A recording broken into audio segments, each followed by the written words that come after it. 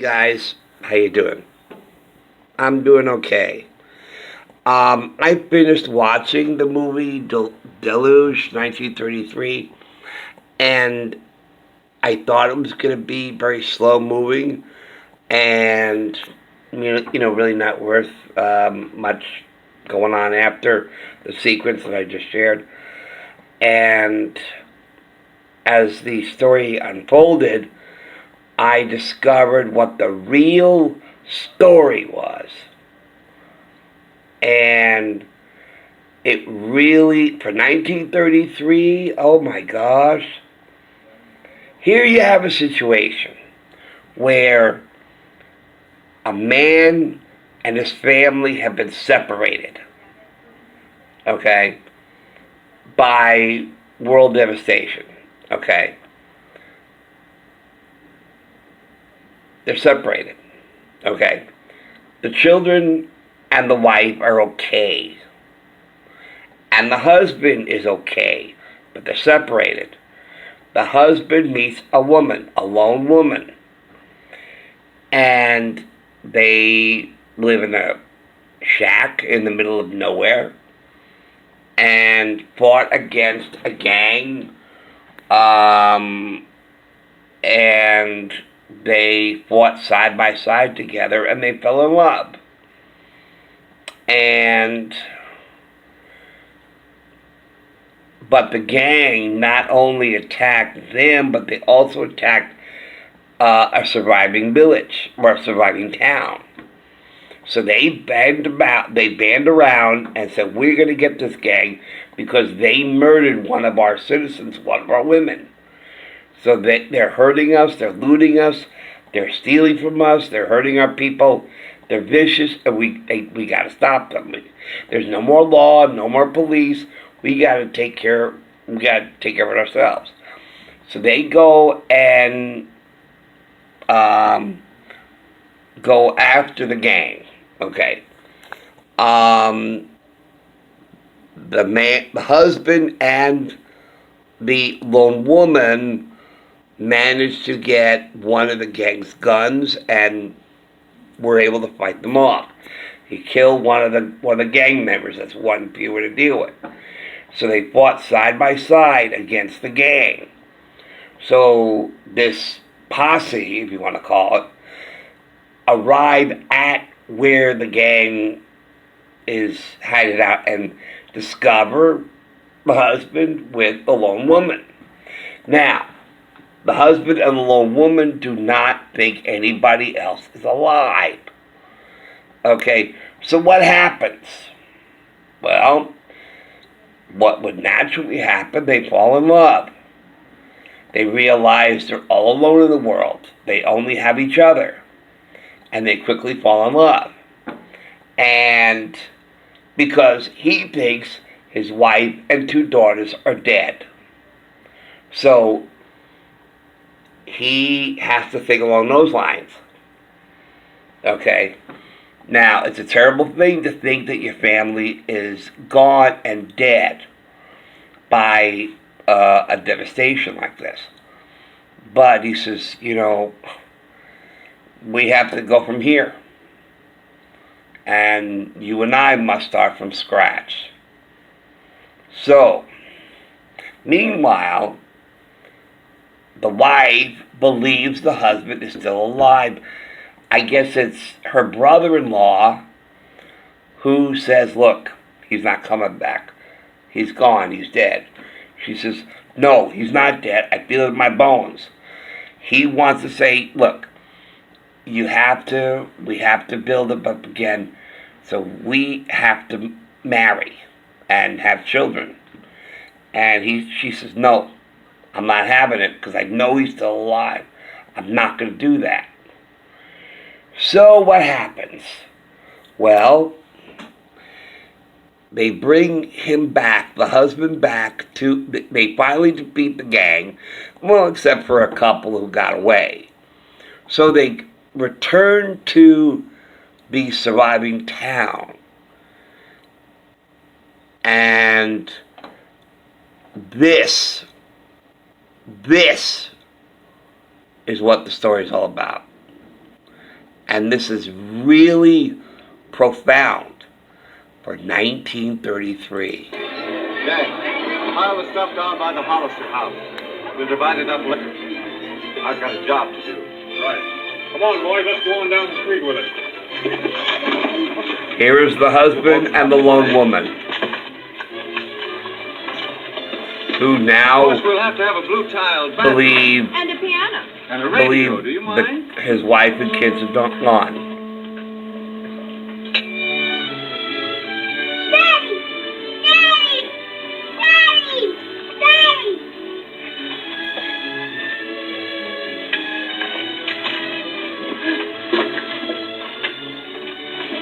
Bring it in, Daddy. Bring it in, Daddy.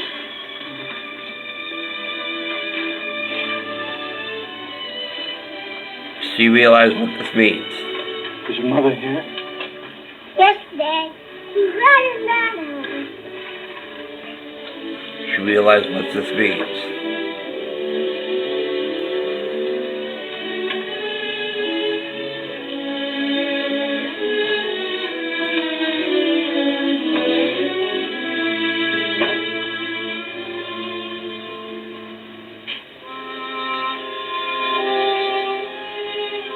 He knew.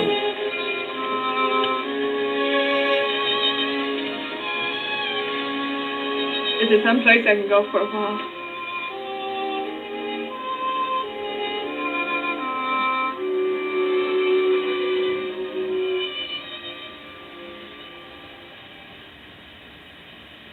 I've told her everything about us.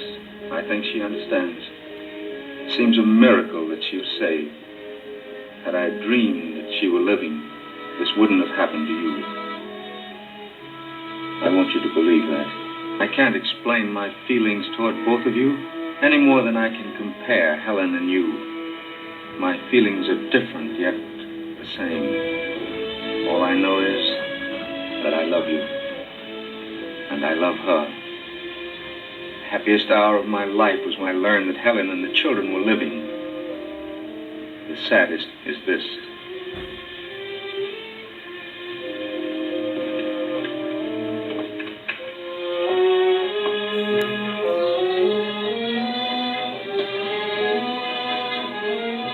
And you mean it's goodbye? Helen is my wife. Your wife? What am I? If there'd been a church, wouldn't I be your wife? Claire, please. I see. What we meant to each other doesn't matter now. You've come back to your wife. Compared to her, I'm just a companion of a tunnel fighter, just a woman that... Claire. You're a great deal more than that. Please try to understand.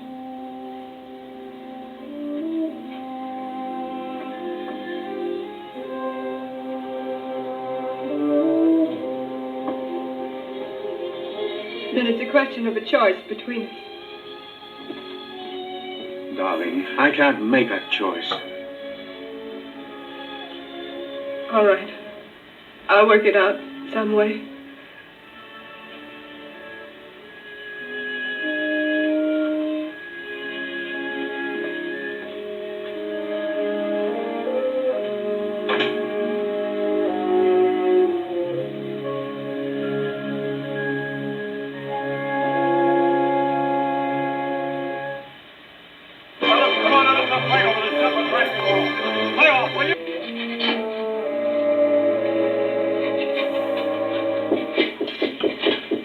Come in.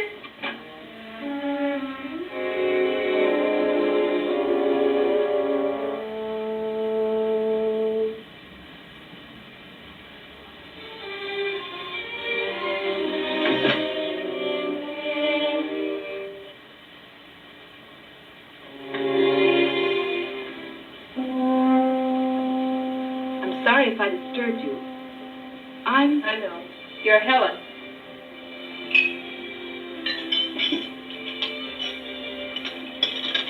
I hope you don't mind my coming. No, I don't mind. You couldn't have picked a better time. I'd give anything in the world if I knew how to start what I had to say. Oh, don't bother to say it prettily. What you came here for, isn't it? Why are you angry with me? I suppose it's because you met Martin first. I hate you for that. Just as much as you must hate me. I don't hate you. It isn't as if you'd stolen my husband. I thought perhaps you could help me and I could help you. I thought we could decide what's best for us. I don't want to know what's best. I only know that I love Martin. He's the only person I've ever loved. You can't understand that because you can't understand what we've been through together. For a time, we were the only two people in the world. You don't have to tell me that. He's told me everything. He's even told me that he loves you. That's why I'm here.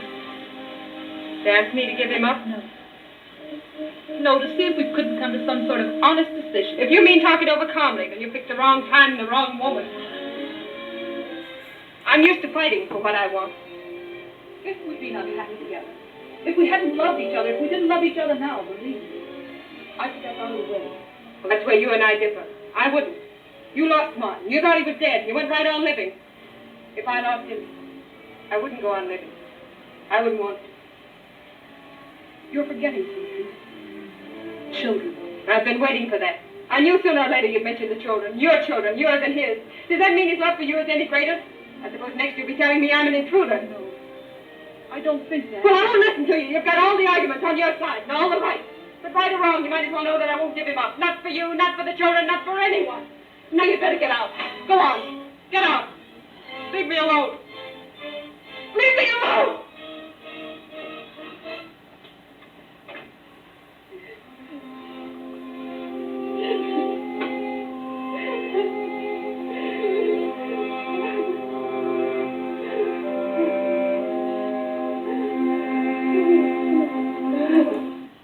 Now, the audiences of 1933, watch this on the screen. Probably something that maybe was taboo at the time. I don't know. It would be interesting to find out, interesting to learn. Really, what were the attitudes of this kind of a situation back in 1933? What were the social mores? What was the social attitude, the popular thoughts? What was said and what shouldn't be said?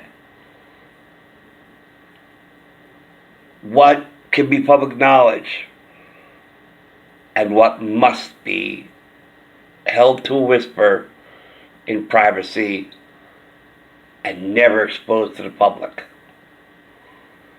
Back in 1933, I'm sure men and women did not sleep in the same bed.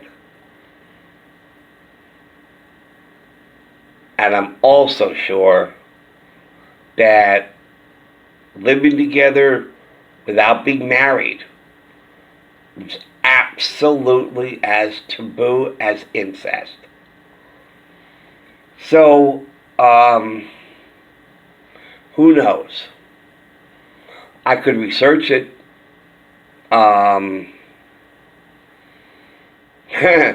I don't even know where I'd start.